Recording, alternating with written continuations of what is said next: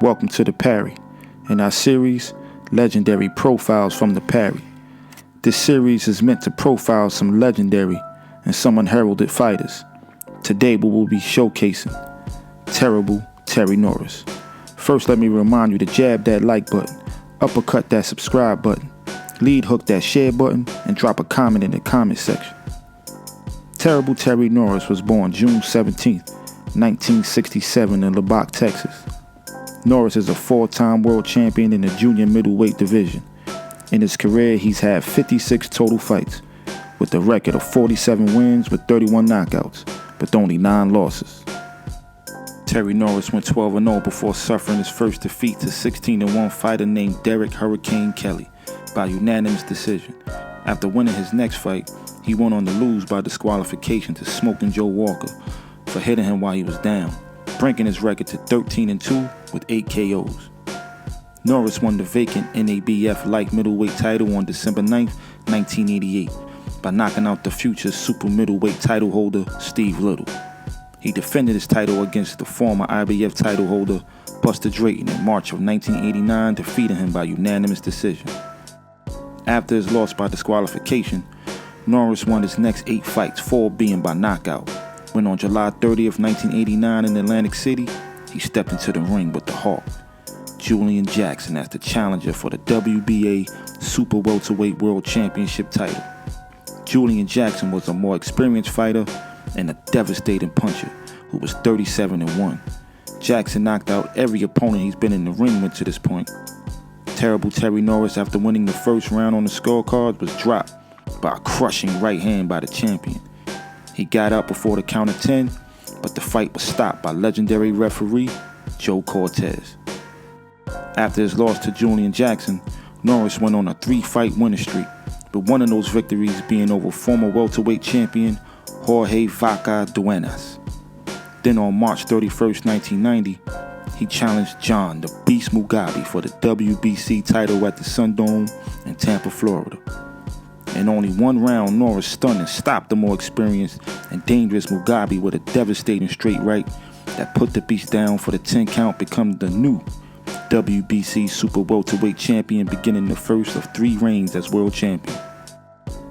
In his first title defense, he defeated the Frenchman René Jacquard by unanimous decision. Next was a fight against the legendary Sugar Ray Leonard.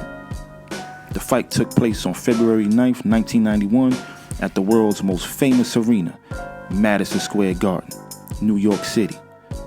Sugar Ray was coming off a split decision victory over Marvelous Marvin Hagler at the middleweight division, a TKO victory over Donnie Lalonde at super middleweight, and a draw with the hitman Tommy Hearns, and his third fight with Roberto Duran, where he won by unanimous decision. The 34-year-old Sugar Ray was past his prime, moved down to super welterweight to challenge the 23-year-old Norris for his WBC title. Terrible Terry Norris made easy work of the faded Leonard and knocked him down in the 2nd and 7th rounds on his way to a unanimous decision. In 1991, Norris, who was ranked at the #1 junior middleweight and ranked #3 on the pound-for-pound list, made his next title defense against former undisputed welterweight king Donald, the Lone Star Cobra Curry, on June 1st, 1991. In what was a toe-to-toe slugfest, the champion Norris finished Curry in the 9th round with a pair of crushing right hands that dropped the tough challenger for good. Norris was now on a 7-fight win streak and becoming one of the brightest stars in the sport. After his battle with Curry, he continued his winning streak by defeating challengers Brett Liley, the tough Jorge Castro, and Carl Daniels before his highly anticipated matchup with former WBA welterweight champion Meldrick Taylor. Taylor, moving up a weight class after a successful defense of his WBA title against Glenwood Brown, but now challenged Norris for his WBA crown. Terry Norris and Meldrick Taylor would clash on May 9th, 1992 at the Mirage Hotel and Casino in Las Vegas.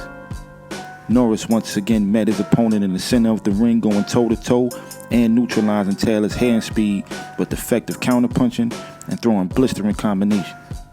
After dropping Taylor twice with a pair of overhand rights, the fight was stopped by legendary referee, the late Mills Lane, in the 4th round.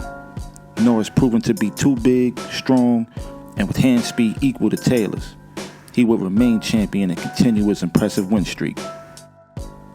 After his victory over Meldrick Taylor, Norris would go on to win 4 more fights, one being by TKO over Maurice Blocker, before eventually losing his WBC strap to Simon Brown by knockout on the 4th round, eventually winning it back from Brown via unanimous decision in his 2nd fight.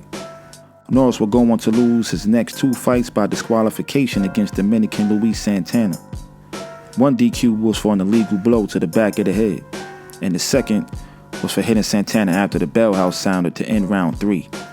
He would knock out Santana in the 2nd round of the 3rd fight to once again become the WBC champion at junior middleweight. After Santana, Terry Norris would go on to win his next 8 fights, 7 by knockout.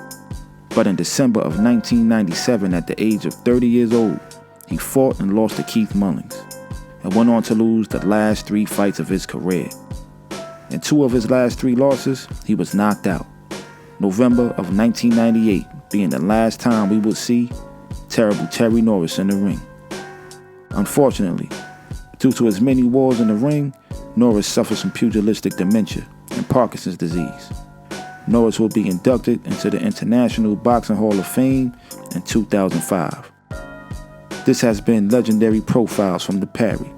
Let me remind you to jab that like button, uppercut that subscribe button, lead hook that share button, and drop a comment in the comment section. This is your brother Bomani UFG, and we out. Peace.